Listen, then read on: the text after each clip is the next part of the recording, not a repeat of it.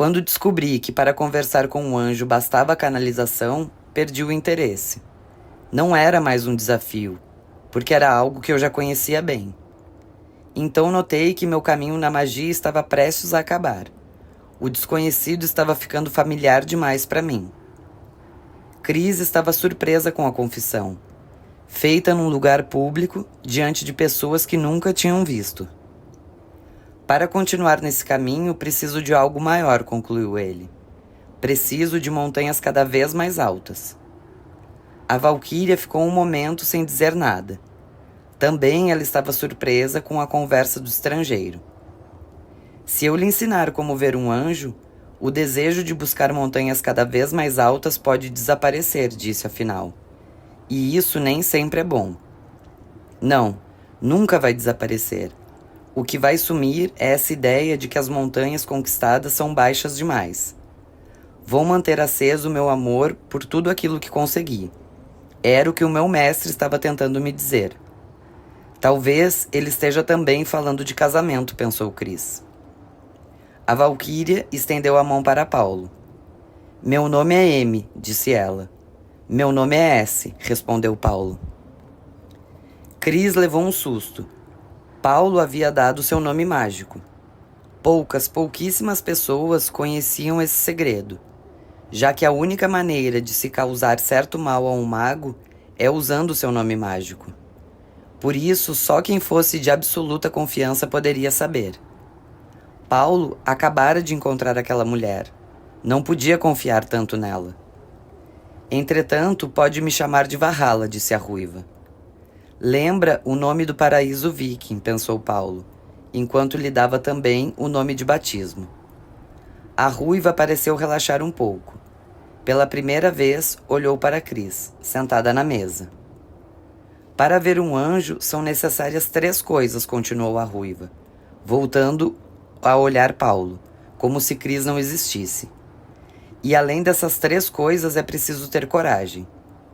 Coragem de mulher, a verdadeira coragem, não a coragem de homem. Paulo fingiu não dar importância. Estaremos perto de Tucson amanhã, disse Valhalla. Venha nos encontrar ao meio-dia, se o seu anel for verdadeiro. Paulo foi até o carro, trouxe o mapa e Valhalla mostrou o lugar exato do encontro. O chinês colocou os ovos e o bacon na mesa, e uma das valquírias avisou a ruiva que seu café da manhã estava esfriando. Ela voltou para seu lugar no balcão, pedindo ao chinês para ligar de novo o rádio. Quais são as 3 condições para se conversar com o anjo? Perguntou ele quando ia saindo. Romper um acordo, aceitar um perdão e fazer uma aposta, respondeu Valhalla. Olhou a cidade lá embaixo. Pela primeira vez em quase 3 semanas, estavam num hotel de verdade, com serviço de quarto, bar e café da manhã na cama. Eram 6 horas da tarde e costumava praticar o exercício da canalização a essa hora. Mas Paulo dormia profundamente. Cris sabia que o encontro daquela manhã no posto de gasolina havia mudado tudo.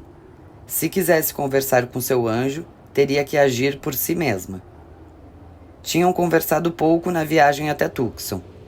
Ela limitou-se a perguntar por que ele havia dito seu nome mágico. Paulo respondeu que Valhalla dissera o seu, numa demonstração de coragem e confiança, e ele não podia ficar para trás. Podia ser que estivesse falando a verdade, mas Cris acreditava que, ainda essa noite, Paulo iria chamá-la para uma conversa. Era mulher, enxergava coisas que os homens não viam. Desceu, foi até a portaria, perguntou onde ficava a livraria mais próxima. Não havia. Era preciso ir de carro até um centro comercial. Ela ficou alguns minutos em dúvida. Terminou por subir de novo e pegou a chave. Estavam numa cidade grande. Se Paulo acordasse, pensaria o que todo homem pensa a respeito de mulheres, que tinha saído para olhar as lojas. Perdeu-se no trânsito algumas vezes, mas terminou descobrindo um gigantesco centro comercial. Uma das lojas tinha um chaveiro na porta, e ela mandou fazer a cópia da chave do carro. Queria ter uma, apenas por segurança. Depois procurou a livraria. Folheou um livro e encontrou o que estava buscando. Valquírias, ninfas do palácio de Votan. Não tinha ideia de quem fosse Votan, mas não era importante. Mensageiras dos deuses, conduziam os heróis à morte e depois ao paraíso.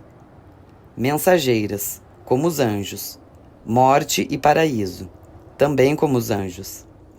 Excitam os combatentes pelo amor que seu charme inspira em seus corações e pelo exemplo de bravura à frente das batalhas, montadas em corcéis rápidos como as nuvens e ensurdecedores como a tempestade. Não podiam ter escolhido um nome melhor, pensou. Simbolizam ao mesmo tempo a embriaguez da coragem e o descanso do guerreiro, a aventura do amor em luta e o encontro e a perda.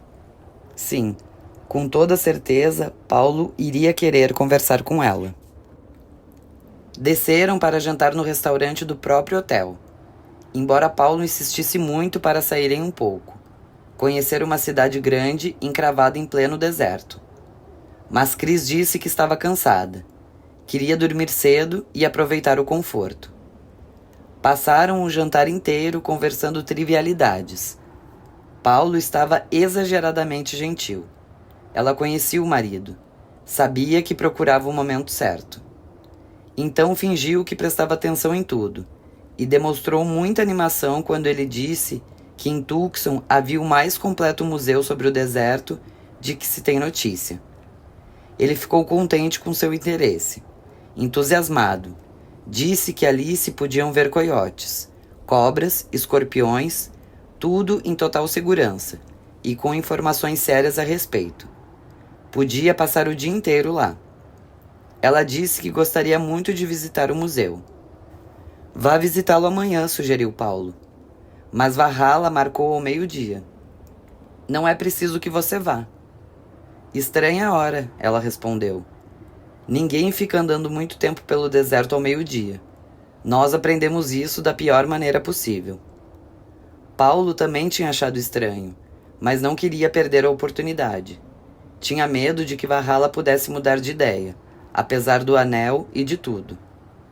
Ele trocou de assunto, e Cris ficou saboreando a ansiedade do marido. Voltaram a falar de coisas triviais por mais algum tempo. Beberam uma garrafa de vinho inteira, e o sono veio rápido. Paulo sugeriu que subissem logo para o apartamento. Não sei se você deve ir amanhã, disse ele, enfiando a frase no meio de outra conversa. Já saboreara tudo o que queria. A comida, o lugar, a ansiedade de Paulo. Gostava de confirmar para si mesma que conhecia bem o homem ao seu lado. Mas agora estava ficando realmente tarde. Era a hora de ser definitiva a respeito. Vou com você, de qualquer jeito. Ele ficou irritado. Disse que ela estava com ciúmes e estragando seu processo. Ciúmes de quem? Perguntou Cris. Das Valquírias, de Valhalla. Que bobagem! Mas essa é a minha busca. Vim com você porque queria estar ao seu lado, mas existem certas coisas que preciso fazer sozinho. Quero ir com você, disse Cris. A magia nunca foi importante na sua vida. Por que isso agora? Porque comecei, e pedi para não ser abandonada no meio do caminho, respondeu, colocando um ponto final na conversa. O silêncio era total. Cris estava sustentando há bastante tempo o olhar da mulher. Todos, inclusive Paulo, estavam de óculos escuros. Todos, menos Cris e Valhalla, que tirava os óculos para que a Valquíria soubesse que ela estava olhando em seus olhos. Os minutos corriam, e ninguém dizia nada. A única palavra pronunciada em todo aquele tempo tinha sido o olá que Paulo tinha dado quando chegaram ao lugar marcado. O cumprimento ficara sem resposta. Valhalla aproximou-se e parou diante de Cris. E desde aquele momento nada mais havia acontecido. 20 minutos, pensou consigo mesma, mas não sabia exatamente quanto tempo se passara. O brilho do sol, o calor e o silêncio confundiam as coisas em sua cabeça. Tentou distrair-se um pouco. Estava na base de uma montanha. Que bom, o deserto voltara a ter montanhas. Atrás de Valhalla havia uma porta cravada na rocha. Começou a imaginar aonde levaria essa porta, e notou que já não conseguia pensar direito, igual ao dia em que voltavam do Lago de Sal. As outras valquírias estavam num semicírculo, montadas em cavalos silenciosos. Tinham os lenços na cabeça, à maneira dos ciganos e dos piratas. Valhalla era a única com a cabeça descoberta. Seu lenço estava no pescoço e parecia não dar importância ao sol. Não havia suor. A secura do ar era tão grande que todo o líquido evaporava-se imediatamente, como dissera Tuque. Cris sabia que estavam desidratando com rapidez. Embora tivesse bebido toda a água que podia, embora tivesse se preparado para o deserto ao meio-dia, embora não estivesse nua. Mas ela está me despindo com os olhos, pensou. Não à maneira dos homens na rua, mas do terrível jeito que as mulheres fazem quando... Havia um limite. Ela não sabia qual era, nem como, nem quando, mas daqui a pouco o sol começaria a causar danos. Entretanto, todos continuavam imóveis, e tudo aquilo acontecia por causa dela, porque ela insistira em ficar perto. Mensageiras dos deuses, conduziam os heróis à morte e ao paraíso.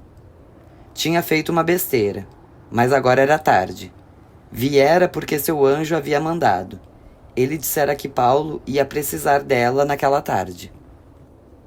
Desde o momento em que viu o broche, soube a que tradição as valquírias pertenciam. Elas também tinham visto seu anel, e sabiam que ele já fora testado em muitas coisas, e seria difícil assustá-lo. Mas fariam de tudo para provar a fibra de qualquer estranho que se aproximasse do grupo, como sua mulher, por exemplo.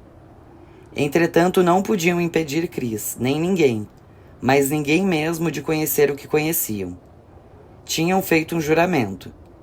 Tudo que estava oculto precisava ser revelado. Cris estava agora sendo testada na primeira grande virtude de quem busca o caminho espiritual, a coragem. Ajude-me, disse a valquíria. Paulo aproximou-se e ajudou a segurar a mulher. Foram até o carro e a deitaram no banco de trás. Não se preocupe, vai voltar a si em instantes, e com uma grande dor de cabeça. Ele não estava preocupado, estava orgulhoso. Valhalla foi até seu cavalo e trouxe um cantil. Paulo reparou que ela já havia colocado os óculos escuros. Também devia ter chegado ao seu limite. Passou água na testa de Cris, em seus pulsos e atrás das orelhas. Ela abriu os olhos, piscou um pouco e sentou-se. Romperam um acordo, disse, olhando para a valquíria. Você é uma mulher interessante, respondeu Valhalla, passando a mão em seu rosto. Coloque os óculos. Valhalla acariciava os cabelos de Cris. E mesmo que agora as duas estivessem usando óculos, Paulo sabia que continuavam se olhando. Andaram até a estranha porta da montanha. Ali, Valhalla virou-se para as outras valquírias. Pelo amor, pela vitória e pela glória de Deus. As palavras dos que conheciam anjos, a mesma frase de Jota. Os animais, até então silenciosos e imóveis, começaram a se mexer. Uma nuvem de poeira cobriu o lugar. As valquírias fizeram as mesmas brincadeiras do posto de gasolina, passando perto uma da outra, e minutos depois desapareciam num dos lados da montanha. Valhalla então se virou para eles. Vamos entrar, disse. Não havia uma porta, mas uma grade, e na frente uma tábua dizendo: perigo, o governo federal proíbe a entrada. Infratores serão processados. Não acredite, disse Valhalla. Eles não têm como ficar vigiando isso.